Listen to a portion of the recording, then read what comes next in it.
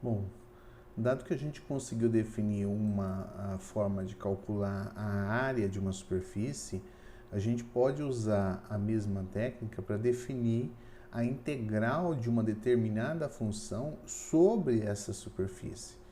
Então, lembrando aqui, ó, o que a gente fez ali atrás, a gente estava pegando uma partição do meu conjunto A, onde está definida a superfície. Isso correspondeu ao cálculo de uma aproximação do meu retângulo distorcido por um paralelogramo, não é isso? E com isso eu calculei a área. Ora, mas o que a gente sabe já do cálculo das integrais que a gente definiu para os casos do plano, né? O que a gente fazia simplesmente era calcular a área aproximada do retângulo multiplicado por a função aplicada em um ponto arbitrário dentro do meu conjunto que eu estou considerando aqui, tá? Então, se eu quero definir a minha integral, simplesmente eu vou fazer o cálculo da soma dessas áreas multiplicadas pela função aplicada nos pontos. Quando eu faço os meus retângulos tenderem a zero, né, a minha variação aqui nos retângulos, o tamanho deles tender a zero, eu vou ter então a integral dupla calculada em cima dessas áreas multiplicadas pela minha função. Ou seja, eu posso definir então, se eu tenho uma superfície, né, de classe C1 para que eu possa definir aqui o vetor normal, né, e o vetor normal exista. Se eu tenho uma função que está definida em um conjunto que contém a minha superfície, então eu vou definir a integral de superfície, né, que a gente fala de f em s, tá? Eu vou indicar então por integral da superfície, indicando a função de parametrização, ds maiúsculo para indicar que é de superfície, tá? Ou a integral do nome da superfície, ds mesmo, tá? Dada por a integral do meu domínio A, da f aplicada em sigma de uv, tá? Então observe que quando eu pego um ponto, estou considerando os pontos do meu A, eu estou aplicando na minha parametrização para depois aplicar na função, multiplicado pela norma do vetor normal, du dv, tá? Então simplesmente essa definição faz todo sentido, né? Ou seja, eu estou integrando a minha função sobre a minha superfície, tá? Por isso que é integral de superfície. É claro que se você tomar a função xyz como sendo igual a 1, então a integral de superfície dessa função é a área da função, como a gente definiu ali atrás, um caso particular. Tá? Bom, existem algumas definições que são usadas para integrais de superfície, tá? Que são muito comuns, na verdade, onde vem a origem disso, né? Então, se a minha função for a densidade de massa da superfície no ponto x, y, z, então a massa da superfície vai ser a integral dessa função densidade de massa sobre toda a área, né? É a mesma coisa que a gente observar quando você tem a função constante, né? Se a função é constante, ou seja, se a densidade é constante na superfície, então isso aqui vai dar exatamente a constante multiplicada pela área da minha superfície. Esse elemento f ds é conhecido como elemento de massa, tá? Aparecem algumas outras integrais também, algumas outras definições, que são bem comuns. Define, por exemplo, o momento de inércia em relação a um dos eixos, tá? Que é simplesmente a integral na superfície da função r ao quadrado dm, observe que aqui é o dm, ou seja, f ds, tá? Onde r é a distância do ponto até o eixo que você está considerando para ver o momento de inércia. Também isso é comum definir centro de massa, tá? O ponto onde você tem a massa em equilíbrio, né? Então você tem aqui 1 sobre a massa total, a integral cada uma das coordenadas, né, o centro de massa xc, yc, zc, onde xc é 1 sobre m, a integral da superfície de x dm. Lembra que dm é o elemento de massa, tá? Yc é 1 sobre a massa total, a integral em sigma de y dm. E o zc é 1 sobre m, a integral do centro de massa de zdm. Ok? São definições usuais que aparecem, né, para a integral de superfície e calculam determinados elementos. Bom, independente dessas definições aqui, no fundo são apenas integrais de funções. Tá? Então a gente vai fazer um exemplo aqui do integral de uma função na superfície, sendo a minha superfície aqui a esfera x ao quadrado menos y ao quadrado mais z ao quadrado igual a 1, esfera de raio 1. Tá? Essa esfera unitária ela vai ser parametrizada por essas equações, né? A gente já viu ali atrás, só com o R arbitrário. Aqui o R é igual a 1. O meu A variando aqui com U de 0 a 0 a π e o V variando de 0 a 2π. Bom, então eu vou fazer o cálculo dessa área. Eu preciso calcular a norma do produto vetorial de sigma du de sigma dv. Isso a gente já calculou ali atrás, deu seno de U. Portanto, a integral na minha esfera de x ao quadrado vai ser igual à integral de 0 a π e de 0 a 2π, aqui é U, aqui é V, né? Da minha função. A minha função é x ao quadrado, mas x é seno de U cosseno U.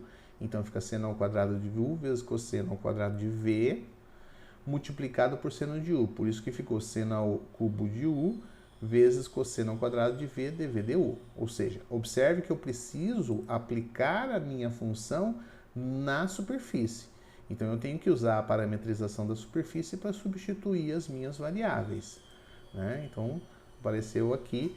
E multiplicar, é claro, pela norma do... não é a norma do meu vetor normal, né? Porque ele é unitário, mas é a norma do meu produto vetorial du dv. Bom, agora, essa integral é uma integral dupla, né? Então, posso fazer da forma tradicional. Vou isolar aqui o termo que não depende de V, para fazer a integral de V primeiro. A integral de V, cosseno ao quadrado de V, vou usar aquela velha fórmula do quadrado, né? Em que eu tenho que, se você pega o cosseno de V mais V, ele é dado por cosseno ao quadrado de V, menos seno ao quadrado de V. E aí a gente substitui isso aqui por 1 menos cosseno ao quadrado de V. E aí a gente chega aqui, o cosseno isola o cosseno ao quadrado de V, né? Então a gente vai chegar que o cosseno ao quadrado de V é meio menos meio de cosseno de 2V.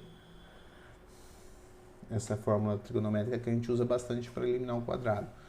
Bom, e agora aqui a gente fica, então, esse meio que está em evidência é um constante, eu tirei para fora da integral, ficou a integral de 0 a 2π de 1 menos cosseno de 2v dv du, né? dv du aqui, tá? O v varia de 0 a 2π, né? Então, tá trocado esses dois elementos aqui, tá bom? Então, aqui eu tenho dv du. Bom, fazendo essa integral aqui, vai dar V. Aqui vai dar menos seno 2V sobre 2, né? Se eu derivar, eu volto para cá. Em relação a V, aplicado de 0 a 2π. O restante continua como está. Integral de 0 a π de seno de U, du. Tem que tomar cuidado com isso aqui, né? A gente acaba trocando a ordem. Bom, aplicando aqui de 0 a 2π, quando eu aplicar essa parte da função, tanto em 2π vai dar 4π, que é zero, seno, e quando eu aplicar zero também vai dar zero. Então, essa parte aqui não tem efeito. O que sobra é o V. Então, vai ficar 2π menos zero. Então, a integral vai sobrar aqui 2π, que é constante, eu vou tirar para fora, vai simplificar com esse 2, vai ficar π vezes a integral de 0 a π de seno de cubo du. O seno de cubo é seno de U que multiplica seno ao quadrado de U, que eu posso substituir por 1 menos cosseno ao quadrado de U. Fazendo aqui a distributiva, ficou em π, integral de 0 a π de seno de U, menos seno de U, cosseno ao quadrado de U du. A integral de seno de U é menos cosseno de U. Agora, essa integral aqui, se você observar bem, ela é, ó, a derivada do cosseno é o seno. Então, isso aqui está pedindo, ou está sugerindo usar a regra da cadeia, né? E se eu derivar cosseno ao cubo de u, daria 3 cosseno ao quadrado de u seno de u, tá? Com sinal negativo, tá bom? Então, a única coisa que está faltando aqui é o 3, por isso que é cosseno de 3, cosseno ao cubo de u sobre 3. Se eu derivar, eu volto exatamente para essa parcela que está aqui, tá? Então, ficou π vezes essa parte aplicada de 0 a π. Bom, quando eu aplico aqui em π, esse cara aqui vai dar menos 1, dá 1 positivo, menos, com menos desse aqui vai dar mais, cosseno de 0 vai dar 1, então dá 2. E esse cara aqui vai dar menos 1 ao cubo, menos, sobre 3, né? Menos 1 terço, então dá menos 2 terços, que essa parte aqui. Fazendo a conta, eu chego a 4π sobre 3. Portanto, a integral dessa função x ao quadrado na superfície da esfera unitária é 4π sobre 3. Bom, mas e se eu estiver fazendo não a integração de uma função, mas estiver integrando aqui um campo vetorial sobre a superfície? A gente faz a integral da função, pode fazer a integral de um campo vetorial. Para fazer a integração de um campo vetorial é um pouquinho mais complicado, porque a gente tem que considerar também como a gente define a parametrização da superfície. Dependendo da parametrização da superfície, vai ficar um sinal positivo ou um sinal negativo da minha integral, né? Então, eu preciso considerar o que a gente chama de orientação da superfície. Então, vamos definir primeiro o que é uma superfície orientada. Então, considero uma superfície parametrizada por uma função definida no compacto A, de modo que o produto vetorial dos vetores tangentes é não nulo, ou seja, eu consigo definir o vetor normal. Então, eu digo que a superfície é orientada se o vetor normal de S variar continuamente na superfície de S. Ou seja, ele não tem uma transição brusca quando eu passo de um ponto para outro. Principalmente nos chamados pontos de emenda, né? No ponto onde você emenda as duas coisas. O que eu quero dizer com ponto de emenda? Lembra lá da esfera? O que a gente tinha na esfera, a gente fez ali atrás, né? Era um desenho em que eu peguei aqui um semicírculo e eu girei esse semicírculo, tá? Então, você observa que esse ponto aqui é o ponto que eu estou agora. Quando eu vou girar ele, eu vou voltar e vou vir aqui por trás. Essa é a posição com v igual a 0 e essa é a posição com p igual a 2π. Então, é importante que quando eu faço esse giro aqui, ó, eu tenho um vetor normal definido em cima dessa superfície. E quando eu faço esse giro, esse vetor normal seja igual ao vetor original que eu tinha aqui. Se ele é o mesmo vetor, então a superfície é orientada. Se o vetor é diferente, então a superfície é não orientada, tá? Observe que, no caso da esfera, a gente já fez os cálculos, né? A gente encontrou o produto vetorial, encontrou a norma do vetor, a norma desse produto vetorial, e encontra, então, o vetor normal, que simplesmente esse cara está multiplicado por seno de u, né? Então, quando eu vou dividir pela norma, vai cancelar aqui e vai sobrar só esse vetor aqui. E esse vetor corresponde exatamente ao meu vetor normal à esfera. Então, o que eu preciso ver é quando é essa variação. Como isso aqui são funções contínuas de classe C1, classe C infinito, na verdade, naquele intervalo intermediário, ou seja, nessa região aqui, quando eu passo do 0 para o 0.1, 0.2, 0.3, etc., essa variação é contínua. Então, por isso, só preciso me preocupar com o ponto de encontro, é o ponto, as extremidades da minha variação, do meu V, que gera o encontro. Então, eu só vou verificar nos extremos de 0 e de 2π. Não preciso verificar nos extremos de u, né? Basta verificar nos extremos de desse v, porque são o v é o ponto em que vai haver o encontro. Então, quando eu pego o meu produto, o meu vetor na posição u0, não importando qual é o v é 0, o v é 0 da cosseno vai dar 1, o seno vai dar 0, e aqui vai dar cosseno de u. Então, o vetor que eu encontro nessa posição 0 original é seno de u, 0 cosseno de u. Quando eu vou para 2π, cosseno de 2π também é 1. Então, dá seno de u, aqui dá 0 e aqui dá cosseno de u. Você vê que é exatamente o mesmo vetor. Como é o mesmo vetor, significa que quando eu percorri a esfera para gerar ela, eu voltei ao mesmo vetor original. Então, a esfera é uma superfície orientada, porque ela mantém essa orientação. Pergunta é, será que existem superfícies que não são orientadas? A resposta é sim, né?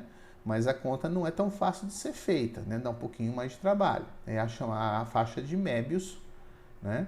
Que a gente já viu ali atrás. Então, essa é a parametrização da faixa de Möbius, com o U variando de 0 a 2π, e o V variando de menos 1 a 1. E nós temos a seguinte, para verificar se ela é orientada, eu preciso achar o vetor normal. Então, para achar o vetor normal, eu vou primeiro encontrar a derivada em relação a u, que dá essa expressãozinha linda aqui, né? Derivada parcial. Vocês podem verificar depois se está ok.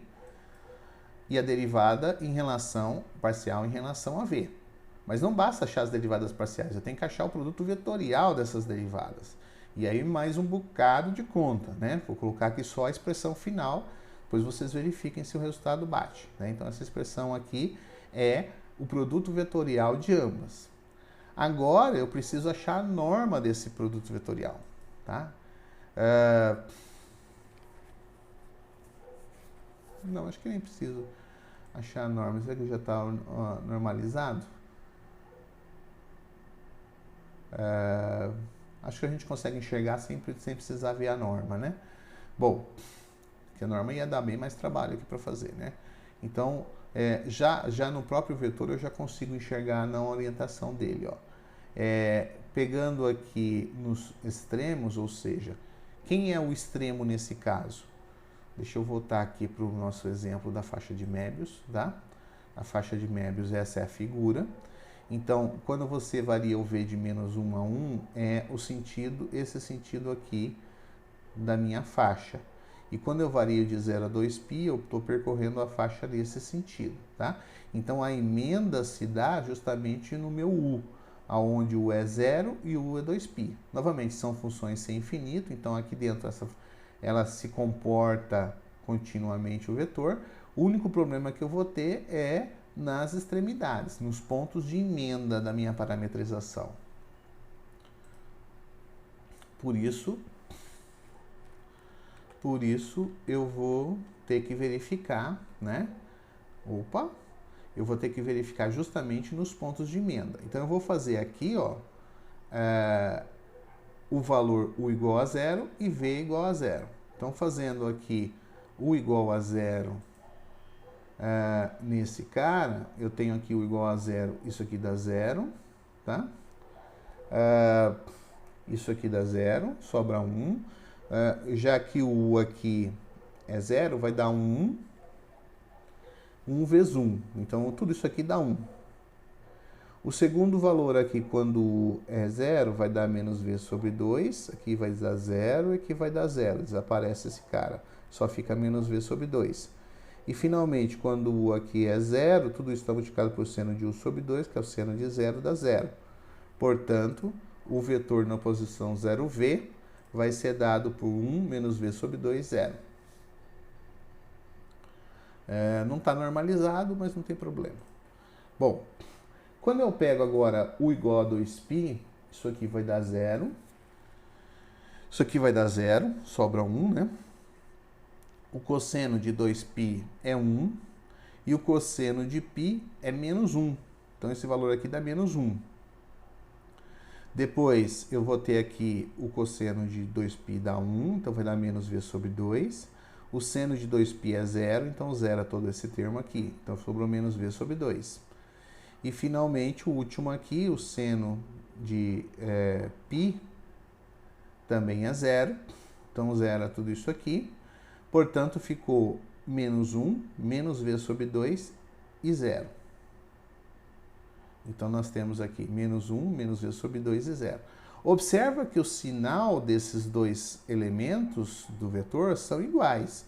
Este aqui é trocado. Então, mesmo que eu faça a normalização do vetor, isso não vai afetar o sinal, só vai alterar o valor real desses vetores. Então, você vê que esse cara aqui nunca vai ser igual a essa primeira componente, porque ele tem sinais opostos. Então, você vê que o meu vetor normal, ele começou com um vetor e quando ele chegou aqui, ele teve uma das componentes com sinal invertido. A orientação é contrária à que a gente esperava. Portanto, essa não é uma superfície orientada. Bom, dito isso, a gente agora consegue definir o que é uma integral de superfície de um campo vetorial. A integral de superfície de um campo vetorial é simplesmente a integral da superfície da projeção do campo vetorial sobre o vetor normal. Tá?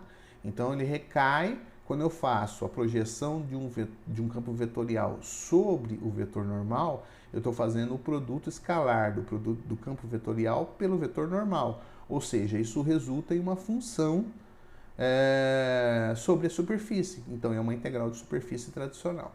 Tá? Então, a definição para a integral de superfície de um campo vetorial é, bom, claro, eu preciso ter uma superfície orientada, parametrizada por uma função de classe C1, para definir a integral de superfície. Os vetores tangentes têm que existir e serem ali em todos os pontos. Então, se eu tenho um campo vetorial contínuo no meu sigma de A, tá? Na minha superfície, então eu vou definir a integral de superfície do meu campo vetorial na superfície S, vou indicar da mesma forma que aquela, mas agora acrescentando aqui um ponto do produto escalar para indicar de que isso é um campo vetorial aplicado na superfície, tá? E esse campo, ou essa integral desse campo vetorial, nada mais é do que a integral da função resultante por fazer o produto escalar da minha função pelo vetor normal à superfície. Então, para calcular a integral de uma superfície de um campo vetorial, simplesmente eu pego o meu campo vetorial, multiplico pelo vetor normal da superfície e faço a integral de superfície da função resultante. Essa integral da superfície também é conhecida como fluxo de F através da S. Esse nome fluxo vem aí da parte do escoamento de fluidos, né? Que você está estudando o escoamento de um fluido através daquela superfície. Essa é a origem muito dessa teoria de campo vetorial, né? E, portanto, muitos nomes vêm desse fato, tá? Mas a gente está estudando do ponto de vista matemático, ou seja, um ponto de vista um pouco mais genérico, né? Eu vou considerar, por exemplo, esse exemplo que determine o fluxo de um campo vetorial dado por ZYX, tá? Através da esfera x² mais y² mais z² igual a 1. Nós já vimos qual é a parametrização da esfera, né? Então, nós temos aqui o vetor normal também já calculado e já temos também a norma do produto vetorial, né, dos vetores tangentes, que era seno de U, tá? Por isso que a gente está fazendo todos os exemplos na esfera, né, para a gente não precisar recalcular isso toda hora, senão os exemplos ficam muito extensos. Bem, nós temos aqui, então, que a integral desse campo vetorial na minha superfície é a integral na superfície do produto escalar do campo vetorial pelo vetor normal na superfície. Então, vou fazer o produto vetorial primeiro, podia ter feito separado e depois substituído aqui, mas eu deixei na própria integral. Então aqui eu tenho o meu campo vetorial. Observe que o meu campo vetorial ele é dado por z, y e x, mas ele é sempre calculado na superfície, então por isso eu vou substituir aqui por cosseno de u, vou substituir aqui por seno de u, seno de v, e vou substituir aqui por seno de u, cosseno de v. Então eu fiquei aí cosseno de u, seno de u, seno de v, seno de u, cosseno de v, que era o z, o y e o x. Vezes, né, produto escalar com o vetor normal. O vetor normal a gente já calculou, seno de u, cosseno de v, seno de u, seno de v, cosseno de u. Fazendo essa conta aqui, eu vou ter então seno de u, cosseno de u, cosseno de v, seno de u ao quadrado mais seno ao quadrado de v, mais cosseno de u, seno de u, cosseno de v. Opa, mas esse produto aqui é igual a esse produto aqui, por isso eu tenho duas vezes seno de u, cosseno de v. E esse do meio aqui ficou seno ao quadrado de u mais seno ao quadrado de v, tá? ds. Essa é uma integral de superfície. Para fazer a integral de superfície, eu posso fazer a integração no meu domínio, desde que eu multiplique pelo esse fator, que é o seno de u, tá? Então, multiplicando aqui por seno de u, e agora o meu conjunto A da esfera é de 0 a π, de 0 a 2π, então eu fico com a integral de 0 a 2π, né? Da integral de 0 a π, da minha função que eu tinha aqui atrás, todas multiplicadas por seno de u, que é a norma do meu produto vetorial, tá? A norma do meu produto vetorial, então vai ficar seno ao quadrado aqui e seno ao cubo aqui, tá? Então fica seno ao quadrado de u, seno ao cubo aqui. A minha integral aqui tá trocado os intervalos, né? Tá? Na verdade aqui troquei todos os intervalos, né? du, dv, tá? Então tem que sempre prestar atenção nisso. Esse meu intervalo aqui de 0 a π é o du, esse intervalo de 0 a π é o dv. Se vocês fizerem as contas aí, né? Agora é só integral conta, então você vai substituir, fazer aquelas substituições trigonométricas, etc, etc, etc. Vocês vão chegar que o resultado vai dar 4π sobre 3. Portanto, a integral do campo vetorial, essa é a minha resposta, né? Na superfície, é 4π sobre 3. Ok? Uma coisa importante quando você está fazendo integral de campo vetorial é que, na verdade, você não precisa achar o vetor normalizado, né? Por que você não precisa achar o vetor normalizado? O vetor unitário. Porque quando você está fazendo a integral na superfície do campo vetorial f, isso é o produto escalar da f pelo vetor normal. O vetor normal é este vetor aqui, que é o produto vetorial, chamei de w para simplificar a expressão, dividido pela norma do vetor w. Só que quando eu estou fazendo uma integral de superfície, eu vou ter que multiplicar pela norma desse produto vetorial para fazer a integração na área. Então, essa constante aqui vai simplificar com essa constante do produto escalar. Portanto, basta eu fazer a integral. Mas veja bem, eu estou substituindo direto para a integral da área, tá? Então, estou fazendo a integração no meu domínio, do elemento do domínio, du, dv, né? dv, du, depende do caso, de f pelo produto vetorial dos vetores tangentes. Tá? Eu posso pular essa etapa de calcular aqui a norma, o que simplifica bem as nossas contas. Aqui tem mais um exemplo, né? Agora não mais na esfera, mas uma superfície diferente. Então, eu vou calcular o campo vetorial, quero calcular a integral desse campo vetorial y0 x mais e, desculpe, não do campo vetorial, eu tenho esse campo vetorial e tenho uma superfície que é o paraboloide invertido aqui, né? uv2 menos u ao quadrado menos v ao quadrado, só que eu estou com o v restrito ao círculo unitário. Tá? Esse é o meu conjunto A. Eu quero calcular a integral na superfície do rotacional do campo. Tá? O rotacional do campo também é um campo vetorial na minha superfície. Bom, para isso eu preciso calcular encontrar o meu conjunto A. O meu conjunto A é o V, u ao quadrado mais v ao quadrado menor ou igual a 1, tá? Como isso aqui é o círculo de raio 1, ou a circunferência de raio 1, a gente vai depois fazer uma parametrização disso aqui por coordenadas polares, né? Bom, mas isso é para o final. Eu preciso calcular os vetores tangentes à minha superfície. Então, vou derivar sigma em relação a u, então vai dar 1, 0, menos 2u. Sigma em relação a v vai dar 0, 1, menos 2v. Fazendo o produto vetorial desses dois aqui, eu vou encontrar o vetor 2u, 2v e 1, que é diferente de 0 por causa desse 1 que está aqui, né? Então, todos os pontos, eles são não nulos. Vou calcular agora o rotacional de f. O rotacional de f, da forma, usando aquele artifício, né? Que a gente faz o determinante do JK dos elementos do vetor gradiente e o campo vetorial, y0x mais 1.